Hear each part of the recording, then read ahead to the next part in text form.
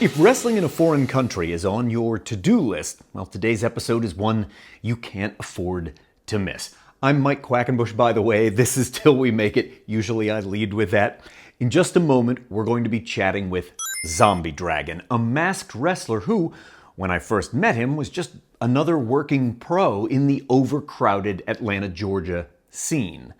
But he's gone on to enjoy his greatest fame and success not in the United States, not even in the English-speaking world, as you are about to hear. At some point, you uprooted your life in the United States and you moved to the other side of the world. So tell me, what motivated you to want to try China as like a country to develop your wrestling career? So that's actually an interesting story. So there was a guy in Atlanta who wanted to get into wrestling. His wrestling name was Uncle Money, but I know him as Trey. And I actually trained him for his first wrestling match, which Huh. was somewhere in Georgia. Hmm. And anyway, he moved to China for teaching, Hmm. just teaching like English and sport Hmm. and different Hmm. things. But he wanted to continue wrestling. He still had that itch. And he found a company called Middle Kingdom Wrestling, MKW. And they had been running for about 2 or 3 years at that point, and they wanted to, get to that next level, and they wanted to, create a training school or something of the sorts of a dojo. And he happened to, threw my name in the hat and was like, "Hey, I know this guy, Zombie Dragon. He helped me for my first match," and they had liked what they had previously seen from him anyway. And so one day they contacted me and was like, "Hey, would you, I know it's crazy, but would you mind, at least for a trial, for about a month, coming from Atlanta to China, look at our dojo, help us kind of figure it out, see if you liked it or whatnot." And the deciding factor for me, it actually wasn't even the experience. I was doing the left-hand path like faction. And for me, it was like, okay, if I go here and I do well, then that gives the other stable mates somewhere else to work. So that was actually the deciding factor. I was looking out for my friends to make sure they had something. And that's why I moved from Atlanta, Georgia, the hottest, one of the hottest places in the state, to Harbin, China, which is basically Russia. Hmm. Right on. When you agreed to go over for a month at that point, did you speak any Mandarin? Like, talk to me a little bit about the language barrier. Oh my God. I spoke zero Mandarin. I didn't know anything about the language. And That I that remember, I can't even imagine that taking that challenge on, knowing you're going somewhere and not speaking the language. Like I applaud just like the guts it must take to go and do that. And did you pick it up quickly? Like they often say, being immersed in the language is the fastest way to learn. absolutely. So I used to have the Duolingo app on my phone Hmm. when I got there because I really did want to learn, but it's it's something about being on an app versus an actual live teacher.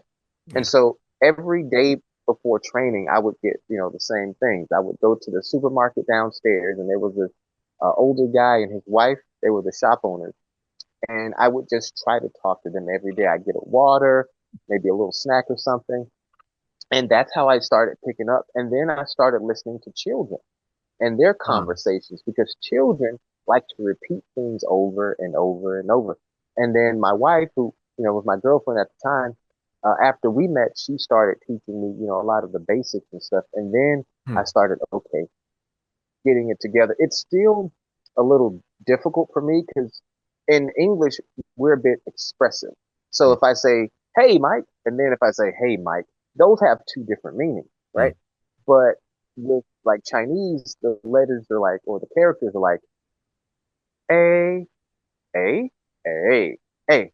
All four of those completely different and would have wildly different meanings. So you have to watch those tones. That's the most difficult part for me. Wow. You know, thinking about where the wrestling in China is at now versus when you first got there, so much development has happened, thanks in large part to Middle Kingdom Wrestling and other independent groups around the country. But take me back to when you first got there. Like, what was the state of Chinese wrestling when you arrived for this 1 month trial? So it wasn't in a really good state. They were trying, but there were no experienced guys here. It Mm. was just people doing what they thought was right. So once I came in, I started getting them on things like, I'll give a great example from when we met. When we met at the Excellence event, I remember once we finished the show, how organized the ring breakdown was, how the stage had the little pull out and you can slide everything. It's things like that. And so I started getting them to understand, like, maintenance and just making it Mm. easier for the next time. And what ended up happening is NKW was kind of like I guess you could say, the cornerstone of Chinese wrestling. Hmm. And all of the companies typically use some of the same guys because there aren't that many promotions. Mm. So the place that I was working in KW, I was showing them etiquette, different things like that, or some of the training maneuvers and the basics. And then they would go to another promotion and they could kind of pass those little things on. And then slowly we got more experienced guys to come and it started to gradually go up a bit in the standard. Yeah. It's wild to think about the chance you took all those years ago has contributed so much to the evolution of Chinese wrestling. Like, if we went back to when your career was starting out and someone told you that's what you would end up doing, I have to believe you'd be like, no way. Absolutely. Completely, out of my mind. I couldn't even think about China. What? Really? Right. Me? And Right. recently we did an event with um, a couple guys from Dragon Gate, and I happened to land at the airport with them, and we have another guy who does a lot of the production, and he picks up all the wrestlers, and we're having a meal in the airport, and he introduces me in Japanese. I don't speak much Japanese, but he introduces me to Japanese in Japanese to the wrestlers, and I'm eating, and I could pick up a little bit of what he said, and I asked him, for clarification. He was like, "Dude, you already have your pages written in the history of Chinese wrestling."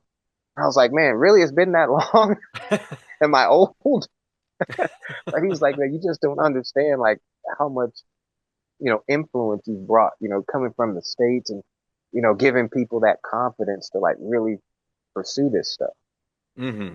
Right. I think because you've been over there, not that you never come home, but that um, to the English speaking world, you kind of opened up Chinese wrestling in a lot of ways. And just giving a little bit of thought about that, because I feel like China is one of those countries that often gets overlooked in the wrestling conversation, right? A lot of the love goes to Japan, and I'm not saying they don't deserve a lot of love over there, but it's almost like, China and other places around Southeast Asia labor in the shadow of Japanese progress.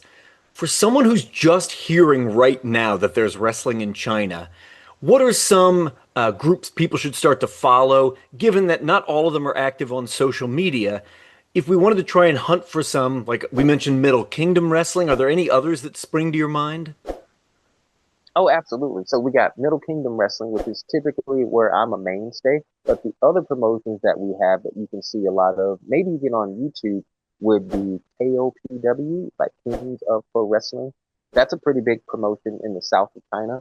We also have CWA, Chinese Wrestling Alliance, which is run by a guy named Adam Tang. That's a really awesome show.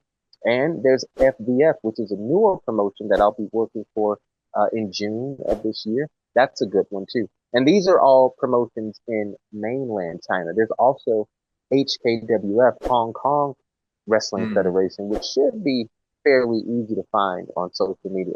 So if I was, just getting into Chinese wrestling and I wanted to see what it was all about, I would check out those promotions and even some defunct promotions like OWE. They had some really cool stuff going on, and Yeah. some of those guys are still active.